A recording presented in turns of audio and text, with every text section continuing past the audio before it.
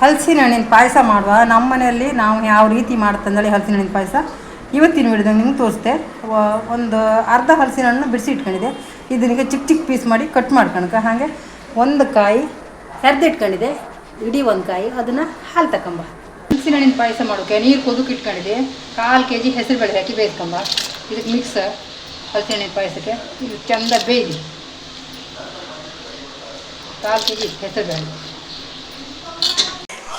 ಹೆಸರುಬೇಳೆ ಬೆಂದಿತ್ತು. ಈಗ ಇದಕ್ಕೆ ಕಾಯಿ ಹಾಲು ತಗೊಂಡಿದ್ದಾನೆ, ಅದನ್ನ ಹಾಕುವ. ಫಸ್ಟ್ ತೆಳು ಹಾಲು ಹಾಕ್ತೆ, ಕಡಿ ದಪ್ಪದ ಹಾಲು ಹಾಕ್ತೆ. ಇದ್ರಾಗ ಒಂದು ಕುದಿ ಬಂದು ದಪ್ಪದ ಹಾಲು ಹಾಕ್ತೆ. ಇದು ದಪ್ಪದ ಹಾಲು ಹಾಕ್ತೆ. ತಳ ಹಿಡಿಕಾಗ ಇಷ್ಟೇ. ತಳ ಹಿಡಿದ್ರೆ ಕಣ್ಕೊಂಡು ಕುದಿ ಬಂದ ಮೇಲೆ ಇನ್ನೊಂದು ಐಟಮ್ ಇತ್ತು ಹಾಕ್ತೆ. ಕುದಿ ಬಂತು, ಕಾಯಿಯಲ್ಲಿ ಹಾಕಿದ್ದ. ಈಗ ಇದೊಂದು 5 ಏಲಕ್ಕಿ ಜಪ್ಪಿ ಹಾಕಂತೆ ಪರಿಮಳಕ್ಕೆ.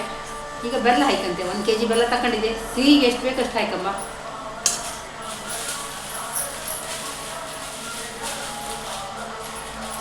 ರುಚಿಗೆ ಬೇಕಾದಷ್ಟು ಬೆಲ್ಲ 3 ಉಂಡೆ ಬೆಲ್ಲ ಹಾಕಿದೆ. ಮತ್ತು ಕಮ್ಮಿ ಯಾರು ಒಂದು ಸ್ವಲ್ಪ ಹಾಕಮ್ಮ.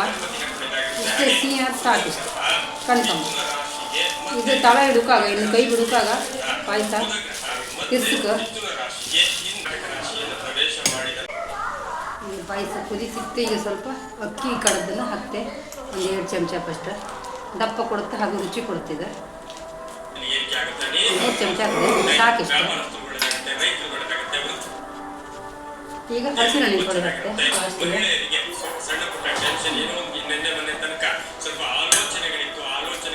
ಕುಚ್ಚಿಟ್ಕೊಂಡು ಹಲಸಿನ ಹಣ್ಣು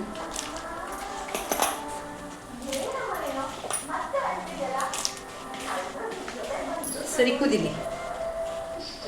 1 ಚಿಟಿಕೆ ಉಪ್ಪು ಹಾಕ್ತೆ. ಈ ಉಪ್ಪು ಹಾಕೋದ್ರಿಂದ ಸ್ವೀಟ್ನೆಸ್ ಜಾಸ್ತಿ ಬರುತ್ತೆ. ಸಾಕಿಷ್ಟು ಉಪ್ಪು. ಇದು ಸಮಯ ಕುದಿಲಿ. ಕುದ್ರ ಮೇಲೆ ಒಂದು ಒಗ್ಗರಣೆ ಹಾಕೋಯ್ತು, ಗೋಡಂಬಿ ಒಗ್ಗರಣೆ. ಈಗ ಗೋಡಂಬಿ ಫ್ರೈ ಮಾಡ್ಕೊಂಬ. ತುಪ್ಪ ಕಾಸಿದೆ, ಗೋಡಂಬಿ ಕೆಳಗೆ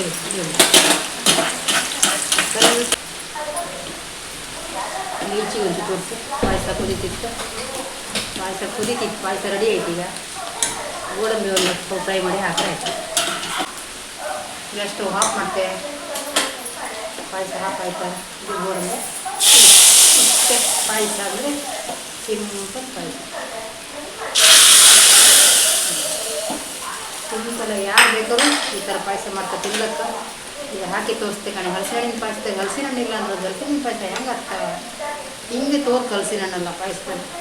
ಹಲಸಿನ ಹಣ್ಣಿನ ಪಾಯಸ ಎಲ್ಲರೂ ಒಂದ್ಸರಿ ಹಿಂಗೆ ಮಾಡ್ಕೊಂಡು ಹಲಸಿನ ಹಣ್ಣಿನ ಪಾಯಸ ತಿನ್ನಿ.